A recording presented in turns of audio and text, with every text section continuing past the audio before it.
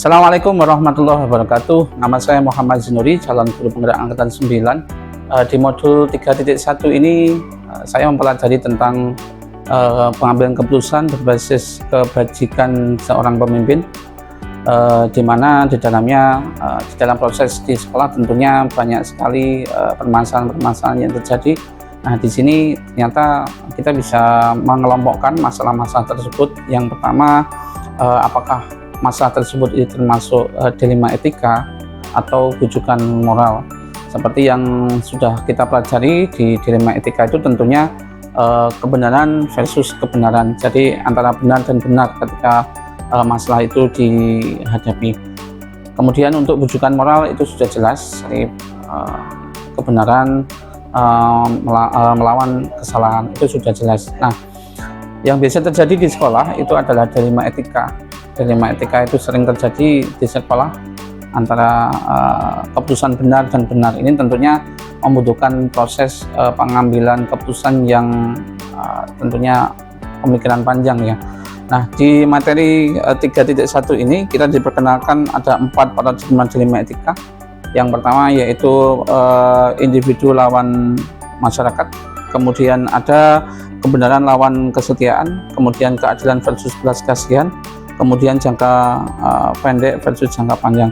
Nah, tentunya kita bisa melakukan identifikasi masalah tersebut ini berdasarkan proses-proses atau pengertian dari 4 paradigma dari dilema etika. Kemudian ada 3 prinsip yang bisa digunakan untuk pengambilan keputusan. Yang pertama yaitu berbasis hasil akhir, kemudian berbasis peraturan, dan yang ketiga yaitu berbasis rasa peduli. Di mana berbasis akhir ini tentunya kita memutuskan sesuatu itu berpikir tentang nanti akhirnya seperti apa, endingnya seperti apa, seperti itu. Jadi berpikirnya ke jangka panjang ya, berpikirnya jangka panjang, kemudian hasil akhirnya ketika proses ini diputuskan itu seperti apa. Kemudian untuk yang berbasis peraturan, tentunya setiap sekolah juga punya peraturan, setiap sekolah punya SOP-nya masing-masing. Nah, tentunya dengan SOP ini kita bisa menerapkannya sesuai dengan aturan yang ada ketika ada permasalahan. Nah, ini bisa dikriteriakan berbasis peraturan. Kemudian berbasis rasa peduli, ini tentunya karena memang kita adalah seorang pendidik. Rasa pendidik itu tentunya seperti apapun, dengan kondisi apapun, rasa peduli itu pasti ada. Jadi sifat dari pendidik itu sepertinya harus peduli dengan lingkungan, peduli dengan anak-anak, peduli dengan semua yang ada di sekolah. Kemudian untuk menguji ada 9 langkah pengambilan dan pengujian keputusan. Setelah kita putuskan, ternyata tidak langsung kita putuskan serta-merta. Jadi ada proses langkah-langkah 9 langkah ini untuk kita menguji apakah keputusan kita itu nanti sudah layak atau sudah baik. Nah, baik itu tentunya belum berarti baik untuk kita saja, tapi untuk semuanya. Tentunya komunikasi diperlukan untuk menyelesaikan masalah tersebut. Nah, tentunya untuk melakukan pengujian itu diawali dengan mengenali bahwa ada nilai-nilai yang saling bertentangan atau tidak di dalam keputusan ini. Kemudian menentukan siapa yang terlibat dalam situasi ini. Jadi dalam masalah ini siapa saja yang terlibat di dalamnya. Ini untuk identifikasi siapa saja yang terlibat. Kemudian kita juga mengumpulkan fakta-fakta yang terjadi ketika masalah tersebut muncul. Seperti apa fakta-faktanya yang terjadi di lapangan tentunya, sebelum kita melakukan atau memutuskan permasalahan tersebut seperti apa solusinya. Kemudian ada beberapa ujian ternyata untuk menguji keputusan itu, seperti uji legal, uji regulasi, uji intuisi, sampai dengan uji panutan atau idola, seperti itu.